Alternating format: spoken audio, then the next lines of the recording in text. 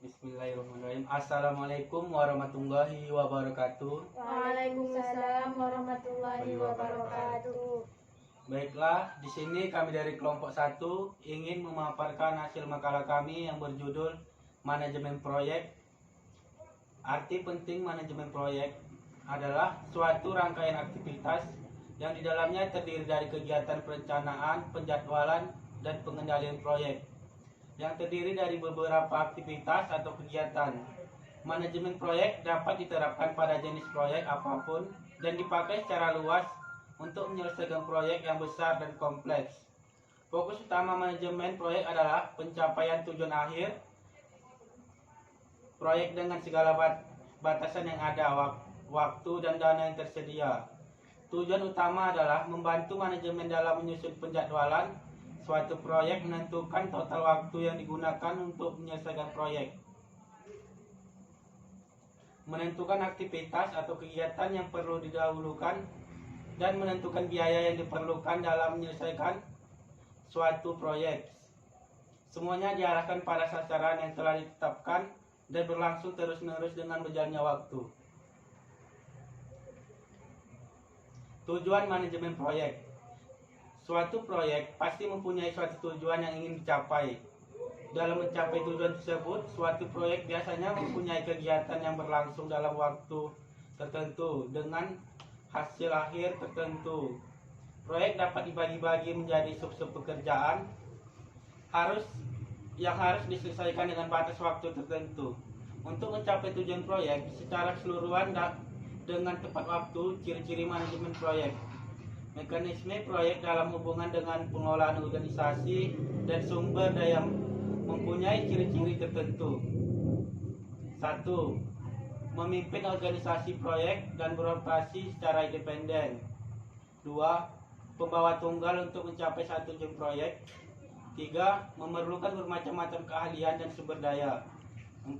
Bertanggung jawab menyatukan orang-orang dari berbagai fungsi atau disiplin yang bekerja. 5.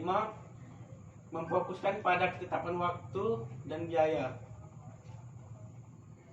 Manfaat manajemen proyek. 1. Mengidentifikasi fungsi tanggung jawab. 2. Meminimalkan tuntunan pelaporan rutin. 3.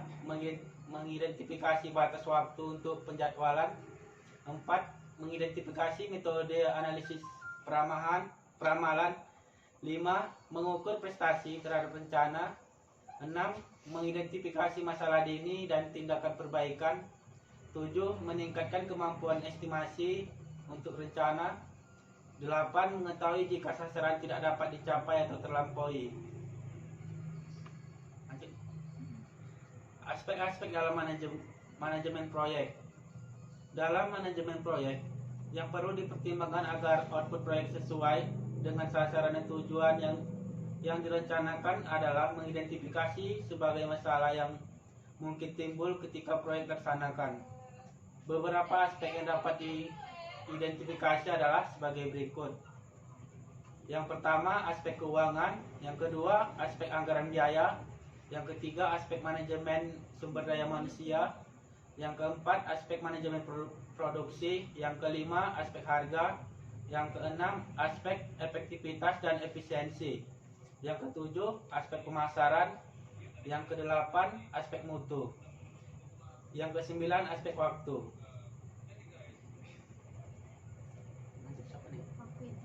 Baiklah, akan dilanjutkan oleh Saudari Afni. Perencanaan proyek. Ada beberapa faktor yang sekiranya dapat menentukan keberhasilan proyek, antara lain ketepatan memilih bentuk organisasi proyek, memilih pimpinan yang cakap, dan pembentukan tim proyek yang terintegrasi dan terorganisir. Berikut beberapa argumen mengapa perencanaan menjadi satu hal penting dalam manajemen proyek. Yang pertama, menghilangkan atau mengurangi ketidakpastian. Yang kedua, efisiensi operasi. Yang ketiga, mendapatkan pemahaman yang lebih baik tentang tujuan proyek. Yang keempat, memberikan dasar bagi pekerjaan monitoring dan pengendalian. Tahap-tahap perencanaan proyek.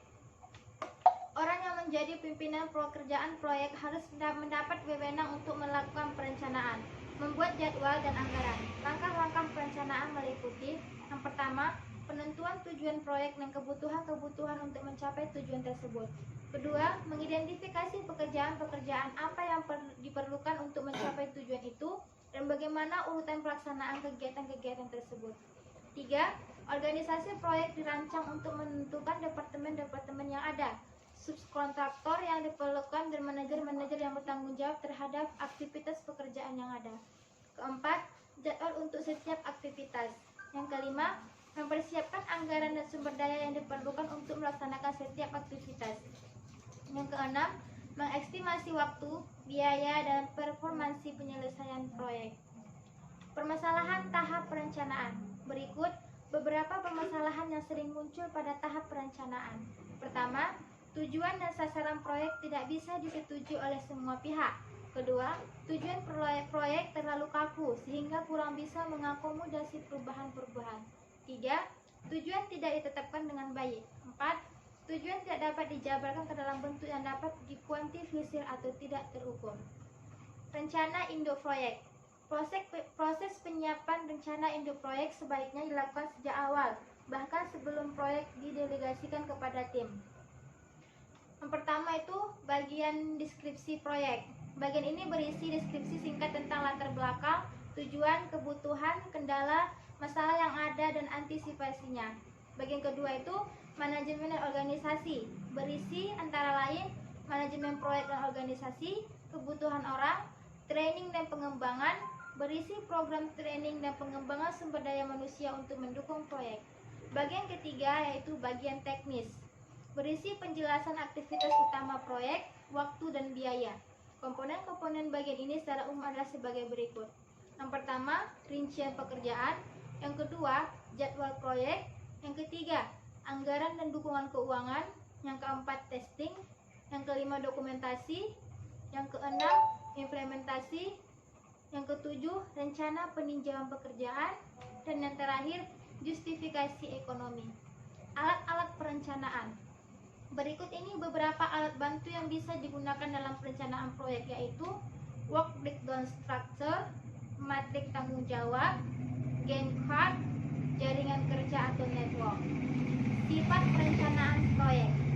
Rencana akhir terdiri atas 3 bagian yang berkaitan: lingkup, jadwal, dan biaya. Bagian lingkup menyebutkan spesifikasi setiap paket pekerjaan dan nama dari orang ataupun organisasi yang bertanggung jawab. Baiklah, akan dilanjutkan oleh Saudari Jana. Saudari Jana, silakan. B. Penentuan jadwal proyek. Penjadwalan proyek adalah kegiatan menetapkan jangka waktu kegiatan proyek yang harus diselesaikan, bahwa baku tenaga kerja serta waktu yang dibutuhkan oleh setiap aktivitas. Manfaat jadwal proyek: menunjukkan hubungan tiap kegiatan lainnya dan terhadap keseluruhan proyek. 2. Mengidentifikasikan hubungan yang harus didahulukan di antara kegiatan. 3. Menunjukkan perkiraan biaya dan waktu realistis untuk tiap kegiatan. 4. Membantu penggunaan tenaga kerja, uang, dan sumber daya lainnya dengan cara hal-hal kritis pada proyek.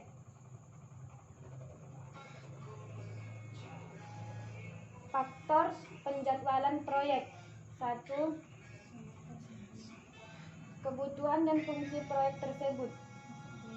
B.